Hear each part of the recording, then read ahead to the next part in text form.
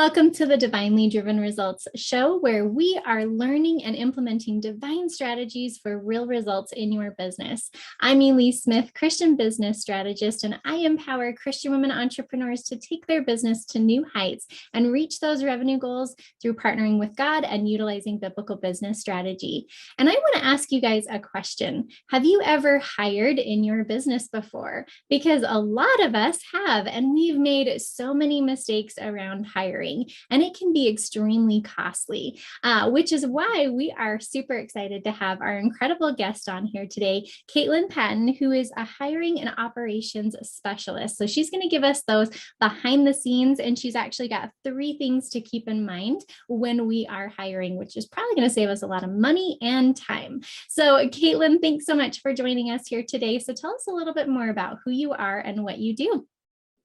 Thank you so much for having me, Elise. I'm excited to be here. And like you said, I'm a hiring and operations specialist. So what that means is that I help business owners to design systems and strategies that are going to help them to onboard and hire effectively and efficiently the rockstar team members that are going to take their business from where they are to the next level.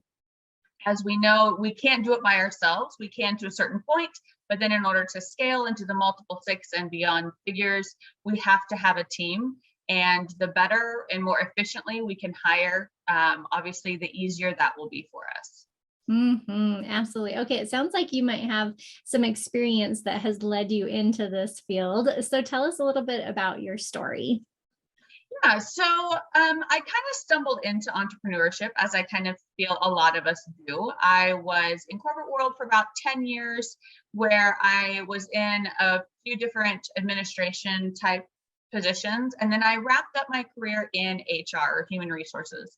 And that's where I realized that I really enjoy the hiring process, the recruiting, the interviewing, because I not only get to help my employer or the company, but I also get to help the candidates make sure that it's a good fit. It's more than just a job. You know, I want to make sure that it's good for both the candidate and for the business.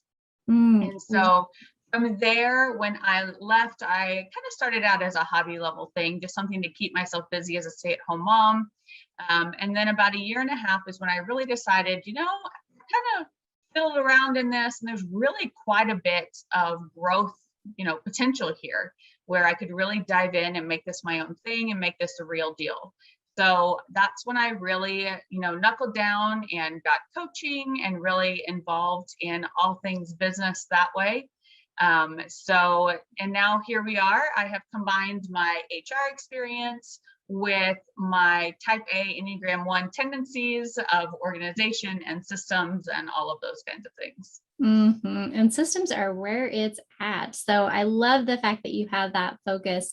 For those people who are maybe looking to make their first hire, tell us about why you feel like it's important for us to not do it alone, because there's a lot of solopreneurs out there who think they have to do it alone. Yeah, so I know a lot of times people stay as solopreneurs for longer than they should. And that's typically for a couple of reasons. 1, they don't think they can afford to. And 2, because it's a huge risk to let somebody in the back end of your business and kind of take over some of your things.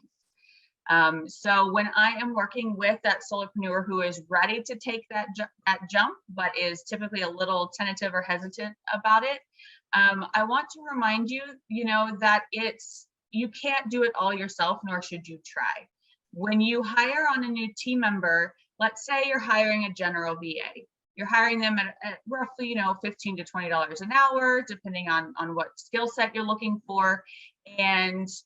But your working hours are, for example, $100 an hour.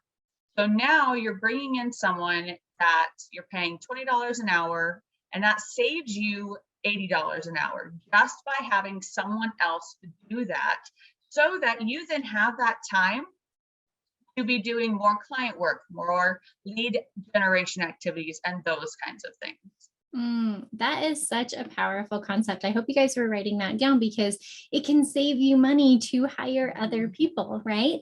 And what I found in my business, and in fact, one of the coaches that I used to work with, is they would tell us, like, make sure you hire someone ASAP. It doesn't matter if it's part-time or barely any time. The idea around it is that it actually starts to shift your mindset from a hobby business to a CEO, because now someone else is in your company with you. There's someone who's depending on you a little bit.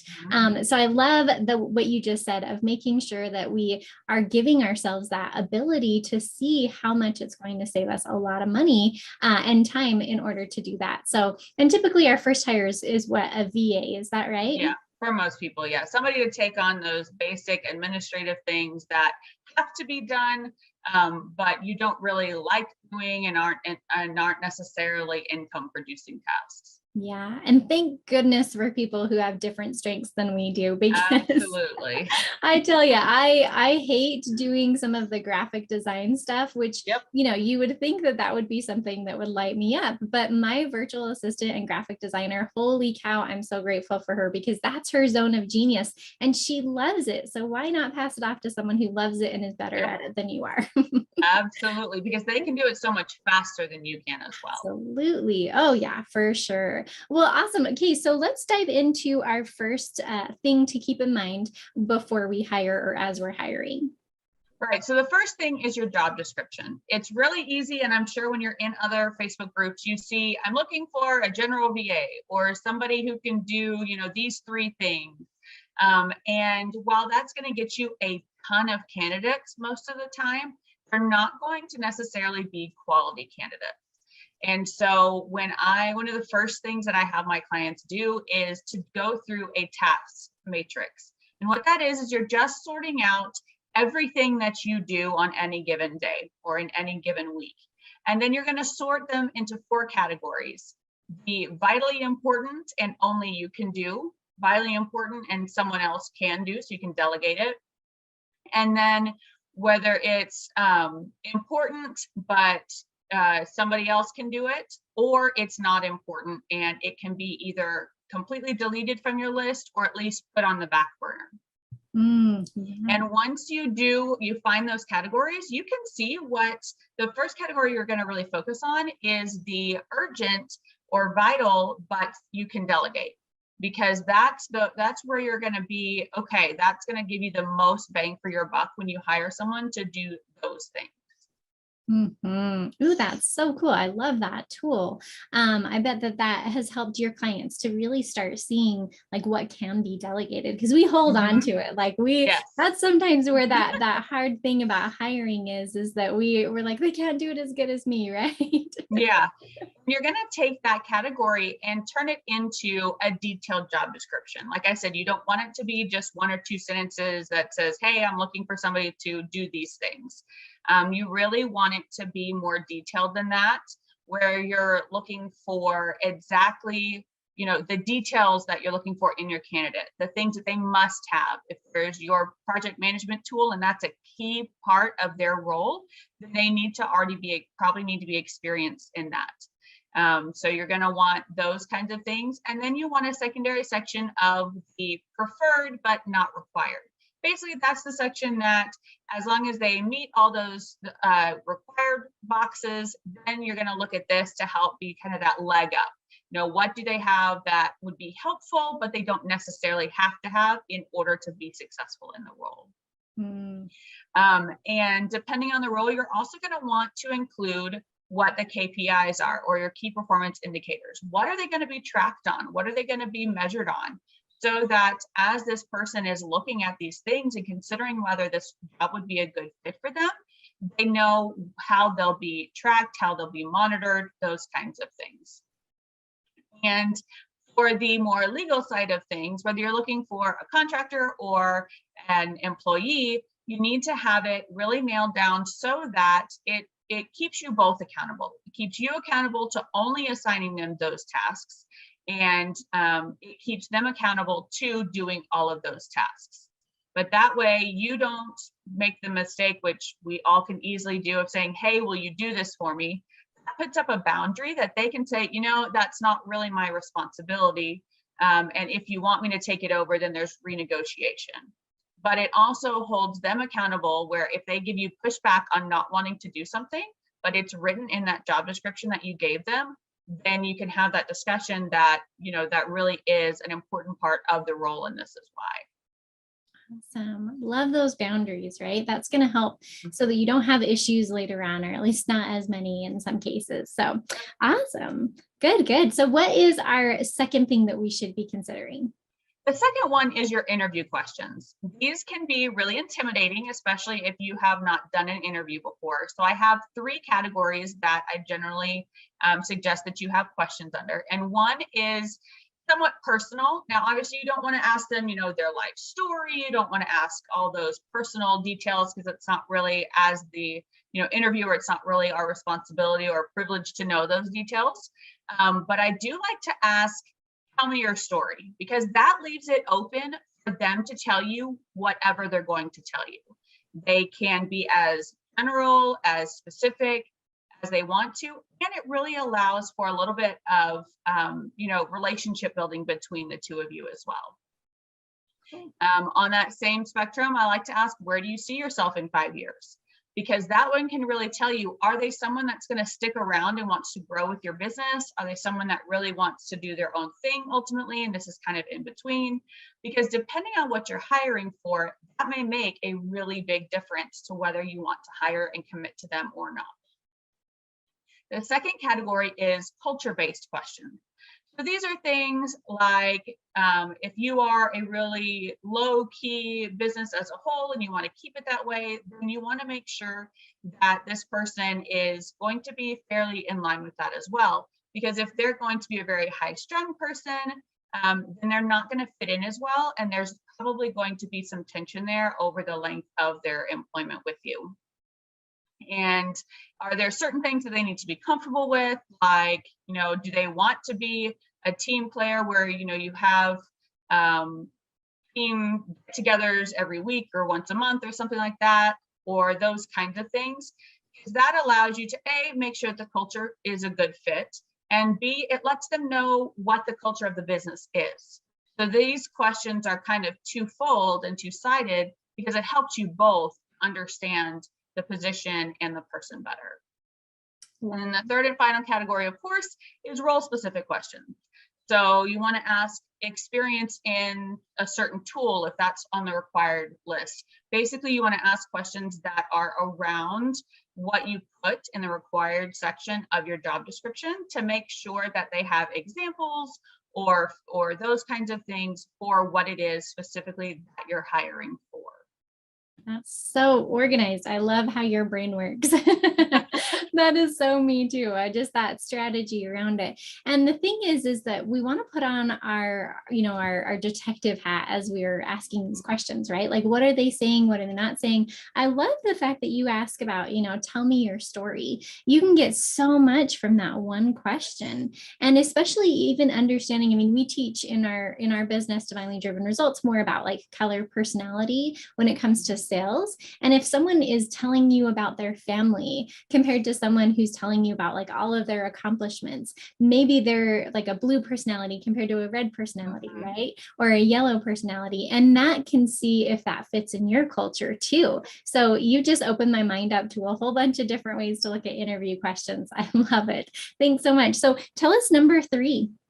Number 3 is a test project. So you want to hire them on for a test project, obviously a paid project, but something that is very specific and tailored to what they're going to do. So for example, if you're bringing in somebody who's going to be doing your social media graphics, then you could have them create graphics for an upcoming event that you have coming up. These are things that are real, that you're going to use. So assuming their hard work, whether you keep them or not, is going to be used. And that it's not wasting anybody's time. It's not wasting your money. It's not wasting their time. And it's getting a good feel for, again, they can see how you work and how everything works in the company, and you can see how they work and how well they do with taking instruction and kind of taking the lead, whether they ask questions, what kinds of questions they ask, and things like that. Man, I will tell you, I have been burned by not following this in the past. And no offense against the person, it just didn't fit, right? It was just maybe they didn't quite understand the vision of where we were going, or, that they weren't as experienced as maybe I needed them to be. If I had done that, oh my heavens, I would have saved so much time and money and just anxiousness, right? Yeah. Anxiety around that. I love the fact that you kind of test them out a little bit. Are there any rules around that you usually put around the test projects? Really, it's just about, like I said, obviously it needs to be paid. They need to be paid for their time, and then something that you're going to use so that they don't feel like it's just a waste of their time, whether they get that job or not. Because if you have them do something that you're not going to use and you keep them around, then that can kind of put a sour taste in their mouth about, well, what other work am I going to be given that's not going to be used in the future? And so you want to, again, protect that boundary and that relationship so that it allows them to also be proud of their work, because that first project that they did for you is now going to be used in the next few weeks or months to promote XYZ event. Yeah. And maybe it's not a good fit for you and that person, but you really like their work and you could refer them to somebody else because you've now seen that work. So I think there's so many amazing benefits to doing a test project. We want to I know when I first got started, I wanted to give everybody the benefit of the doubt and be like, okay, you're awesome. I really like your story. You're hired, right? Yep. And it can't be so much like, yes, we need to follow the spirit and, take note of where God is leading you to. But I think that there has to be some kind of logic built into making this decision too, right? Yep. We have to listen to our discernment as well. I mean, he gives us that spirit as well. And that's where this test project can really be beneficial, because I had the same problem when I hired my first VA. I hired 2 before her. And then this one has stuck and is phenomenal. But the first 2, I liked them better than the other people I had interviewed. But I didn't do this test project. And so within, just a couple of weeks, they flaked off and they were gone. And so again, that's another aspect of why these 3 pieces are important in improving the quality of your candidates and therefore the quality of your hires. As you mentioned at the beginning, it's very expensive to replace someone. It averages at about 30% of their annual salary is what it costs to replace them. Wow. So these 3 steps are, while they're not foolproof, you can still make a bad hire or use a bad fit by doing these things as well. But this is going to significantly reduce your risk in doing that.